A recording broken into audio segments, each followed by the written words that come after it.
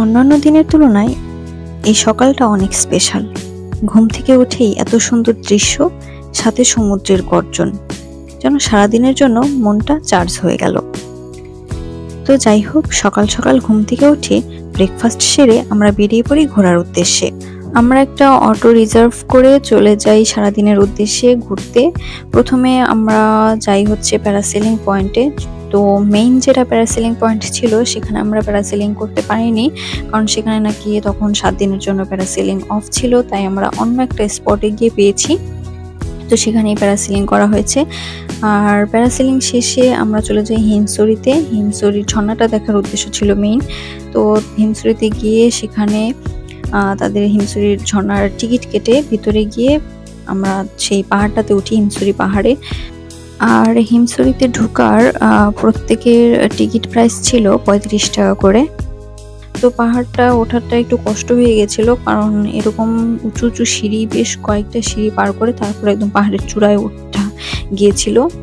তো পাহাড় থেকে নেমে তারপরে আমরা যাই হিমছড়ির ঝর্ণার ওইদিকে। কিন্তু ঝর্ণাটা দেখে আসলেই হতাশ হয়ে গেছিলাম, কারণ ভেবেছিলাম আসলে অনেক রিয়েল ঝর্ণা দিতে পারবো, কিন্তু না, এটা মেবি কৃত্রিম ঝর্ণা ছিল। তো যাই হোক, তারপরে হিমছড়ি থেকে ফিরে এসে যাই ইনানিতে বেশ কিছুক্ষণ সময় কাটিয়ে তারপরে আমরা আমাদের রিসোর্টের উদ্দেশ্যে চলে আসি। কারণ এই পাহাড়টাতে উঠেই অনেক শরীর ক্লান্ত হয়ে গিয়েছিল, তাই আর কোথাও ঘুরতে পারিনি। তারপর ইচ্ছা ছিল টেকনাফের ওইদিকে যাওয়া, কিন্তু আমাদের অটোওয়ালা বলল যে কাপল হিসেবে টেকনাফের ওইদিকে না যাওয়াটাই ভালো। যদি গ্রুপ হিসেবে যেতে পারতেন তাহলে ভালো হতো, কারণ ওই দিকটা একটু সিকিউরিটি প্রবলেম আছে মেবি। তো যাই হোক, ওইদিকে আর যাওয়া হয়নি। তো নেক্সট টাইম হয়তো বা যদি কোনোদিন যাওয়া হয় তো ওইদিকে যাব।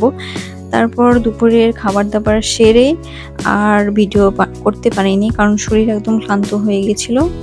তারপর রিসোর্টে রুমে বেশ কিছুক্ষণ রেস্ট নিয়ে রাত্রে একটু বিচের ওইদিকে গিয়েছিলাম। তো এই ছিল টুকটাক আমার আজকের ভিডিও। খুব বেশি ভিডিও করতে পারিনি, আর আগামী ভিডিওতে আপনাদেরকে বাকি সব ডিটেলস দেখাবো এবং লাস্ট ডেতে কি করলাম সেটাও শেয়ার করব। ততদিন পর্যন্ত ভালো থাকবেন, সুস্থ থাকবেন, এবং আমার ভিডিওটা কেমন লাগলো অবশ্যই কমেন্ট করে জানাবেন। আর আপনাদের কোনো কিছু জানার থাকলে সেটাও কমেন্ট করে জানাবেন। ধন্যবাদ।